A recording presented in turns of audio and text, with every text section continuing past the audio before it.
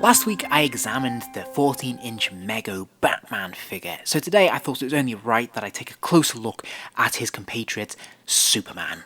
Now, of course, being 14 inches tall means that he comes in some pretty big packaging. Thankfully, it is quite narrow, thin packaging, so it doesn't take up too much space when it comes to storage, but it is very, very tall. Now, there isn't a lot going on when it comes to the design of this packaging. It is very simple. We have a very basic blue theme running throughout the packaging. We can see at the very bottom there is a silhouetted grayed out skyline, I guess, of Metropolis, which looks okay, but it's not really that notable or that exciting all in all. Likewise, the side of the packaging is fairly straightforward, fairly simple there. We have the Mego logo and of course we have the Superman logo at the very bottom.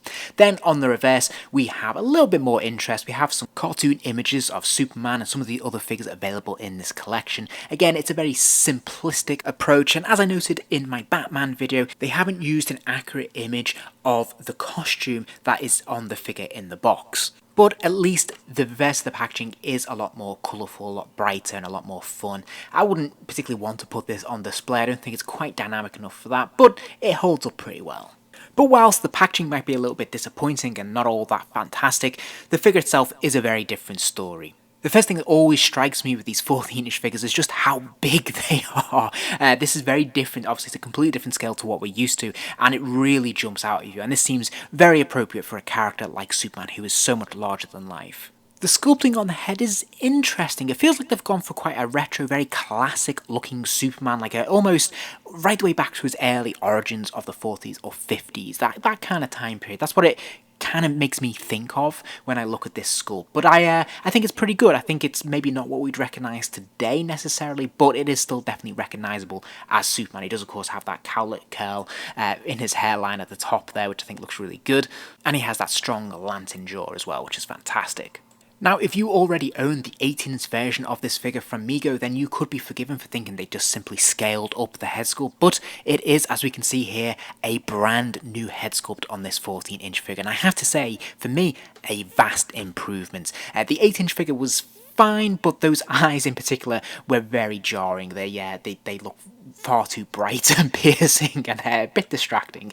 But I just think all in all this new sculpt is much better. They got rid of the dimple in his chin, for example, and it just looks a lot stronger and a lot more like Superman.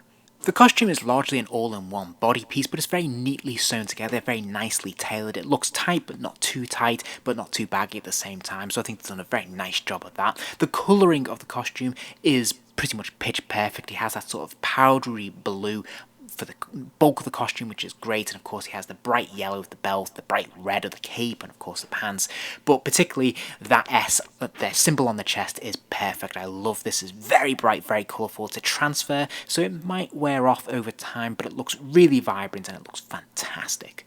We can also see the yellow S on the back of the cape. Again, this looks perfectly in proportion, it looks very neatly applied. It's another transfer, but it looks pretty much pitch perfect. Really like this.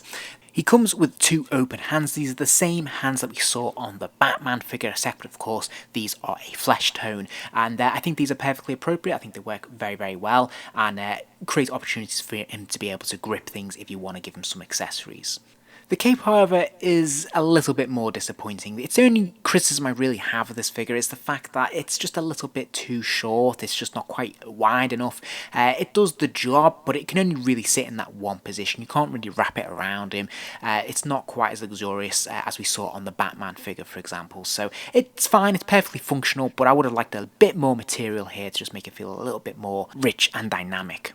And then finally, of course, he has his red boots. Now, again, just like the Batman, these are a plastic boots, so they are quite firm and quite shiny as well. I think that works really well for Superman. I think these are pretty solid. It looks really good here. The only criticism I have of the boots is that they do tend to force the feet into certain positions, and you can't really pose them too much without him tending to want to fall over.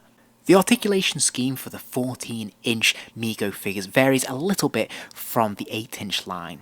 He has the same straight swivel at the neck, allowing the head to rotate 360 degrees, but crucially he has ball joints in the shoulders. So gone are the elastic bands that used to hold these together in the 8-inch line. Now we have functioning arms that are allowed to kick up and out to the side and hold their position very comfortably.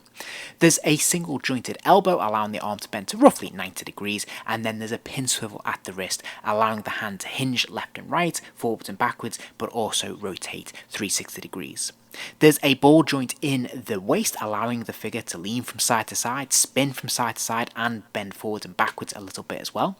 There's ball joints in the hips, allowing the legs to kick out to the sides, to kick forwards, backwards, and there are double jointed knees as well, allowing the leg to really kick all the way back there.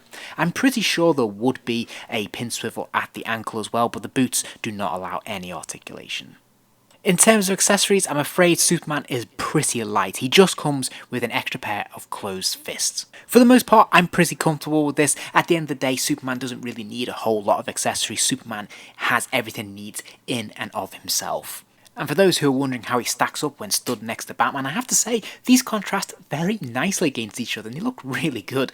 It's hard to imagine having a huge line of 14-inch action figures because there just really isn't the space to put them on display, but I do think that the certain ones are really special, and I think they've done a very nice job of both of these characters. I think they look really good together, and they're quite fun and definitely capture the spirits of the characters they're based on.